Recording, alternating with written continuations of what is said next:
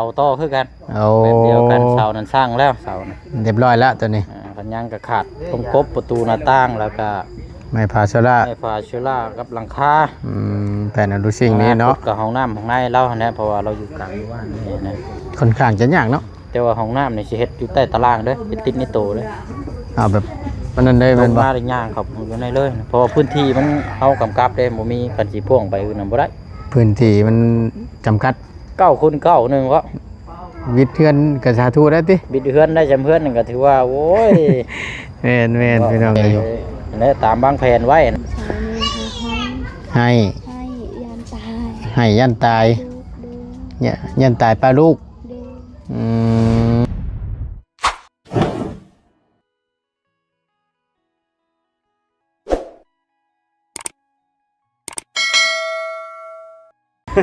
ยังเฮ็ดแท้นี่จอดเพื่อนป๊อปที่นี่นะ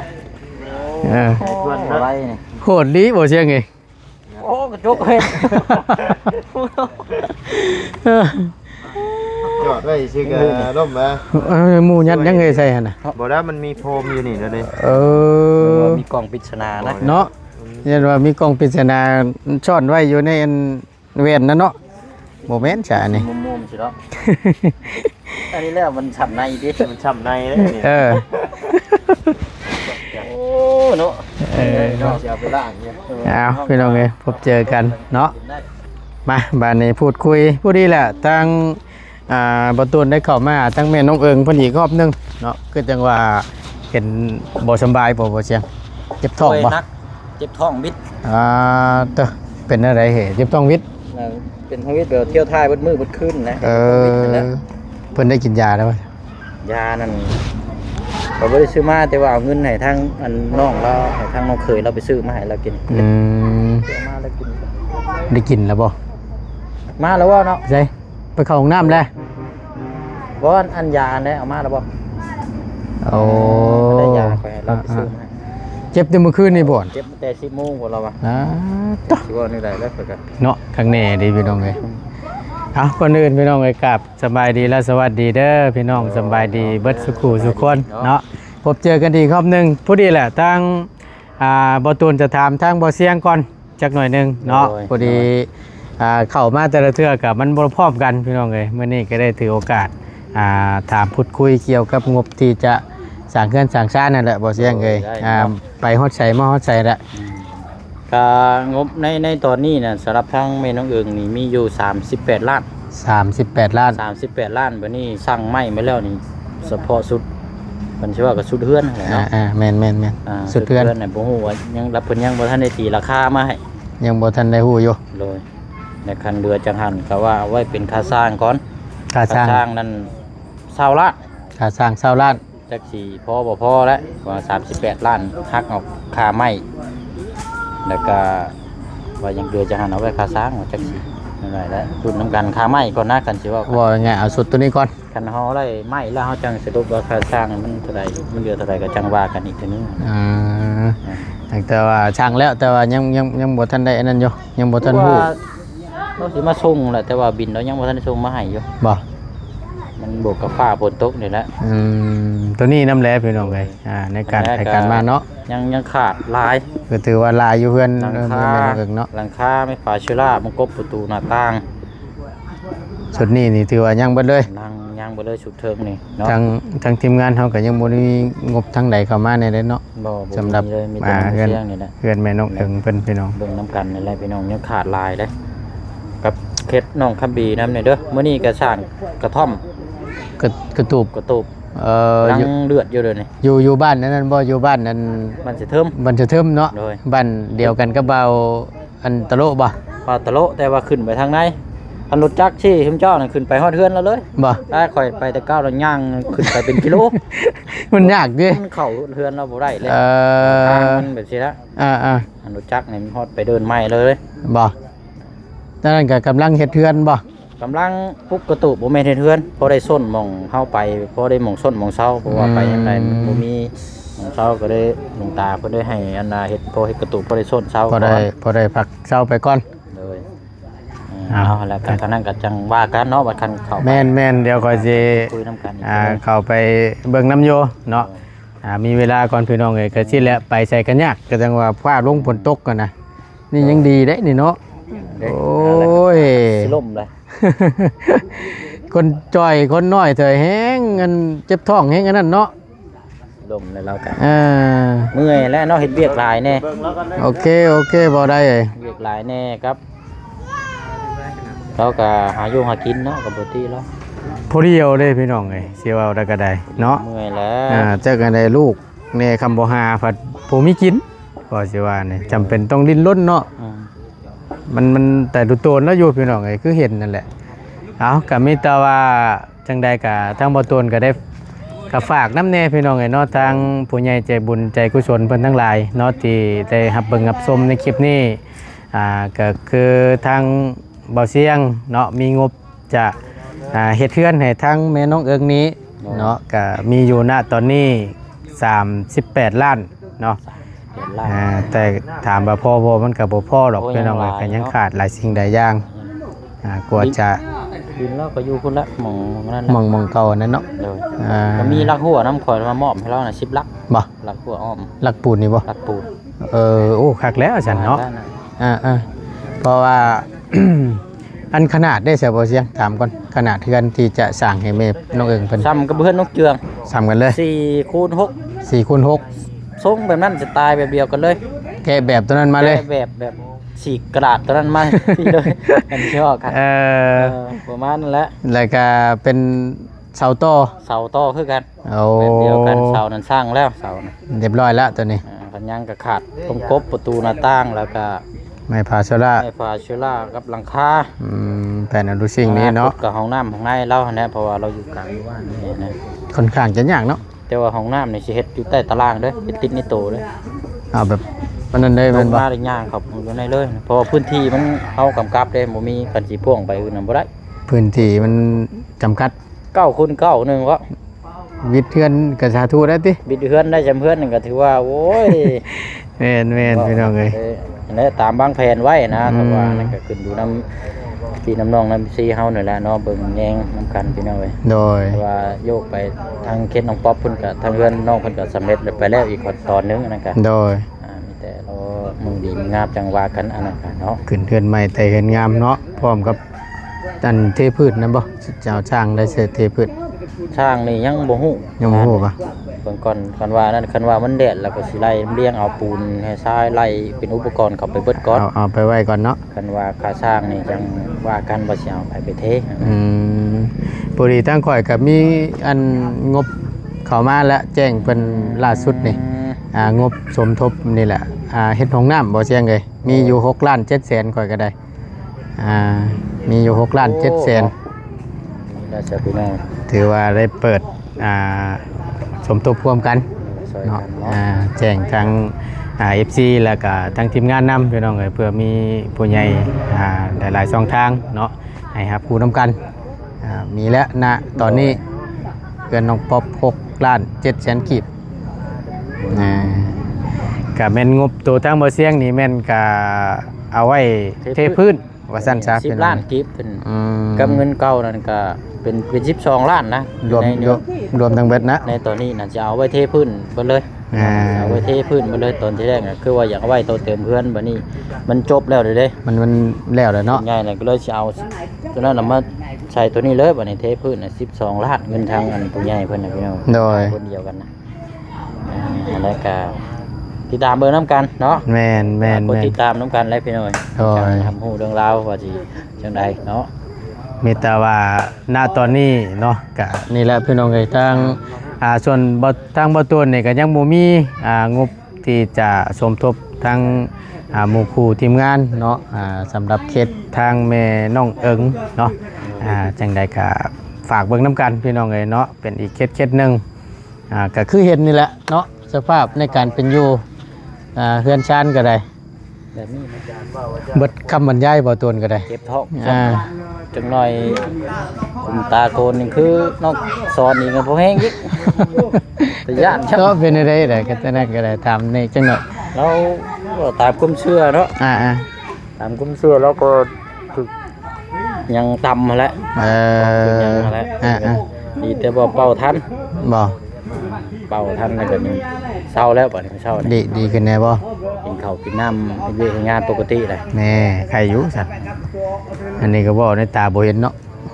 มันก็มันก็มีกันทั่วไปพี่น้องเอ้ยเฮาก็บ่ได้ว่าลบหลู่ดอกเนาะแล้วแต่ความเชื่อคือเว้าหั่นแหละ เชื่อ ผู้มันถูกมากับมันก็เยอะเนาะผู้บ่ถูกก็บ่ฮู้คือเว้าหั่นแหละของประเภทนี้เอาจังใดก็ขอบใจทั้งบ่เสียงใดๆเด้อขอบใจหลายๆโอเคขอบใจเด้อบ่เสียงเด้อ ทำลาก่อนเด้อ โดย ก่อนเนาะ เจ้ากับว่ามีทางข่อยก็สิได้มาแจ้งเพิ่มเติมเด้อ แจ้งและเบิ่งน้ำกัน โอเคขอบใจหลาย แม่นต้องเชื่อบ่เชียงเมื่อบ้านมาทีมงานอยู่นี้ก็ที่ให้ทีมงานดูแลเบิ่ง ๆ น้ำทาง พอได้เบิ่งได้นั่นนำเพิ่นเนาะ จับได้บ่ายว่าโอ้เขาได้มีคนถามคนอย่างเนาะ แม่น มันดีชุดได้พี่น้องหลายคน โดยซอยกันนั่นแหละเนาะ บ่เชียงเมื่อบ้านมันเพื่อทีมงานอยู่นี้ก็ต้องเชื่อสร้างคนดูดีจักสิถามไปดอกมันยากๆเลยเนาะ แม่นจักสิปรึกษาไปติ แค่นี้เฮามีน้ำกันหลายคนน่ะบ่เชียงเมื่อแต่ทีมงานอยู่ก็ให้ผู้อยู่น่ะมาเบิ่งดูแลน่ะบอกตัวจริงนำเพิ่นอีกเทื่อนึงเนาะ โดย ก็จะเป็นคนดีนะงานมันก็สิ แม่น รายละเอียดแล้วก็มันสิเข้าใจกันง่าย แม่นบางเทื่อเครื่องของขาดบัดมันผู้หนึงอยู่บ้านบัดผู้สิได้ถ่าได้เนาะเพื่อได้ขึ้นมา มันแนวมาแล้ว ก็ว่านั่นแหละแค่นี้เนาะแบบว่าได้เบิ่งได้อย่างมีเพิ่มเติมเข้ามาน้ำกันว่าซั่นซะ หลายคนน่ะดีสุดแหละคือเฮากันนั่นแหละเนาะ แม่ หลาย น คนหลายเบิ่งแยงเนาะ โดย ความสำเร็จมันจังสิไว โดย พร้อมมาแล้วเนี่ยคนนึงเบิ่งคนนี้เบิ่งแล้วเด้อเด้บัดนี้ บ่ได้หล่นเนาะ แป๊บเดียวเลย จักมือเจ้าจำได้บ่เพราะอัน10ปลายนี่แหละก็เนาะ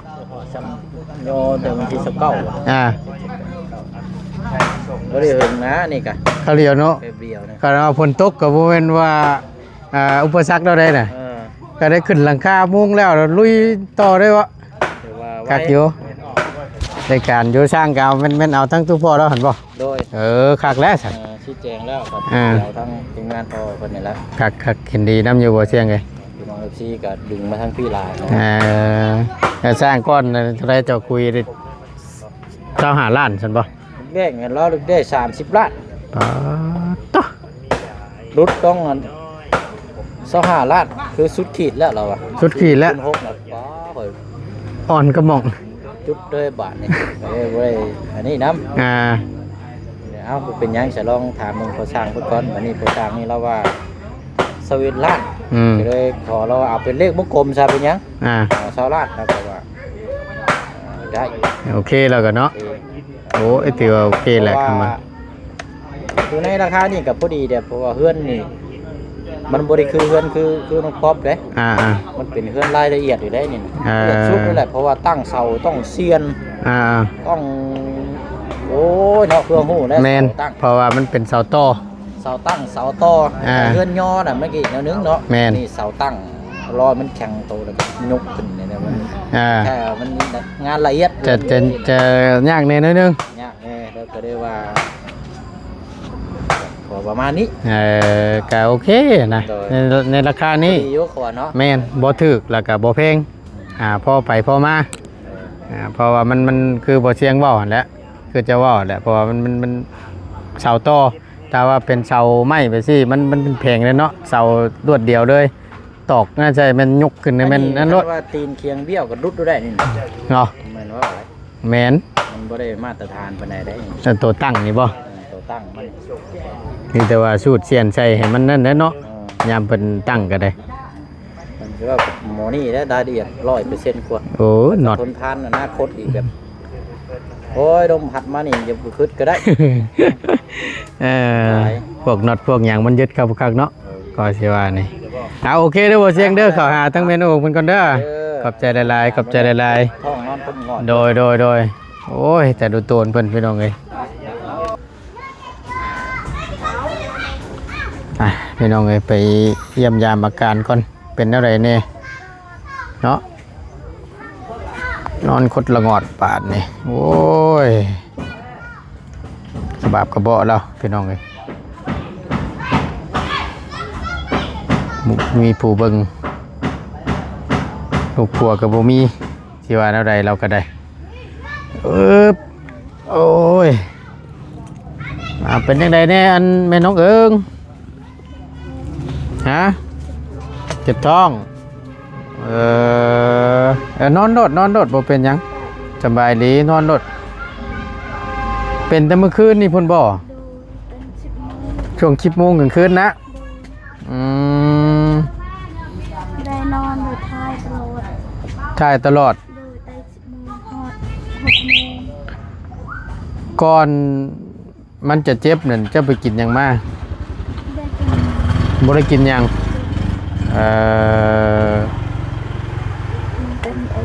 มันเป็นเอง มันเป็นเองมัน โดย ป๋ามันต้องมีนะยันเจ้าจำบ่ได้นะ โดย มันต้องมีแหละหม่องแนวเจ้ากินอาหารนะ ได้กินหยังกินแต่หน่อไม้ กินแต่หน่อไม้ โดย นั่นแหละตอนนั้นแหละ กินข้าวแรงกินข้าวกับหน่อไม้ โดย แล้วก็อยู่ไปสักฮอดประมาณสัก10 โมงเจ็บท้องบาดนี่ ทายได้น้อยแบบทายคือแดง ถ่ายออกเลือด โดย นี่เป็นท้องบิดนะบ่ตูนเบิ่งนี่แม่นบ่ โดย เจ็บมันบิดมันกิ้วมันโคขึ้นในท้องนี่เนาะ โดย แน่นอนแหละคำว่าเฮาถอกท้องหรือว่าเจ็บท้องนี่เมื่อยเพราะว่าไปท่ายอยู่ปุยุทธบ่ย่อนพี่น้องเอ้ยเว้าขอโทษนำเนาะ เช้านี่ก็ไปชักชม อ่า ที่ชม ขี่จะชงสายยุ่งบุรีล่ะเฮ้ว่าได้ได ไวแล้วไม่แห้ง อืมได้กินหืดกินยาแล้วเหรอว่า เป็นแห้ง กินแล้วลเอาย กินไปจักเทื่อแหละกินไปจักครั้งแล้วเทื่อหนึ่งแล้วคำกินไปแล้วกับบรนดอก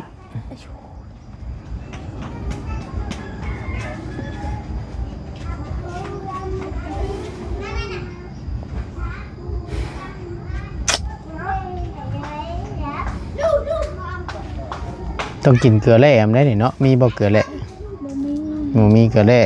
มีแต่ยาเป็นชุดนี้ โดย อันนี้บ่อนทางอันน้องเคยเจ้าไปซื้อมาให้ โดย เที่ยวว่าเสียงเอาเงินให้ไปซื้อเนาะชุดที่เพิ่นวางให้แต่กินไปแล้วเพิ่นให้กินมื้อหนึงจักเทื่อน่ะ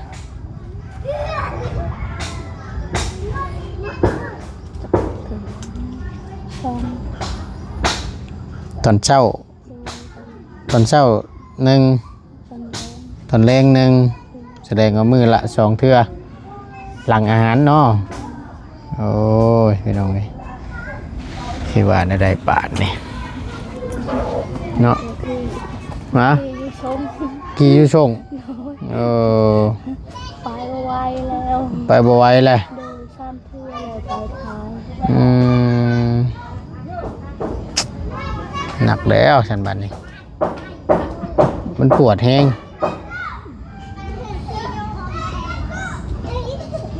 เห็นอะไรฉันพี่น้องเลยมีแต่ว่าพังอาการเท่านั้นแหละเพราะว่ายาก็ซื้อไม่กินนะเด้มีแต่ยากินยาเบื้องก่อนถ้าว่ามันบ่ดีบ่เศร้าแล้วก็จังว่ากันอีกทีนึงเนาะ โดย เพราะว่ายาก็เฮาก็มีแล้วนะคนก็สิตกเพราะผลบาดนี่ลูกเจ้าไปทางใดซั่นลูกเจ้า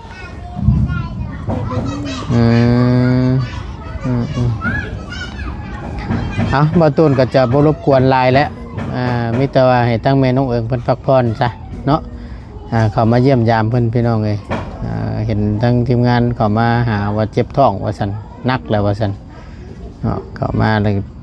เบิ่งเห็นสภาพแล้วก็โอ้พี่น้องเอ้ยนอนแอแลอยู่ สาวนี่ค่ะ ให้ ให้ยานตาย ให้ยันตาย ดู เนี่ยยันตายป้าลูก ดู โอ้ยบ่ตายง่ายปานนั้นติ ร้อนเลยเหนื่อยแหง เมื่อยแฮงคิดหลายเด้อเนาะ ดู ถ้าว่าเฮาตายไปแล้วไผสิเบิ่งลูกเฮาติ ดู เอ่อ จับเลยทีเดียวเลย อ่า พอเข้าใจอยู่เฮ็ดได้ซะเอามีแต่ว่าพักผ่อนเด้อพอดีทั้งบ่ตูนจะมีมาให้พอได้ให้แล้วต้มกินข้าวน้ำกินข้าวน้ำพยายามกินข้าวน้ำให้มันมีข้าวในกระเพาะเฮาน่ะจะได้มีเหือมีแห้งกินแต่น้ำนี่ว่าแล้วมันบ่มีอาหารในท้องนี่มันเมื่อยเพราะฉะนั้นกินข้าวน้ำบ่อยากก็ต้องกินฝืนกินนั่นแหละเทอละนิดเทอละหน่อยห้องท้องไว้มันจะได้มีเรี่ยวมีแรงขึ้นมากินน้ำเด้อกินข้าวน้ำเด้อเดี๋ยวมาตุนเดี๋ยวเอาเสียวมีเอาไว้ให้ต้มจักหน่อยนอนดดกระบะกระเบาะเราพี่น้องเดี๋ยวอันนั้นได้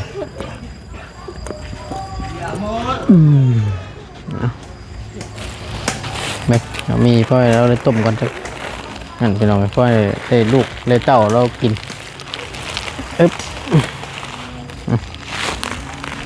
มาตุนกับโบมีถุงเนี่ยเป็นห่อนี่เลยแหละ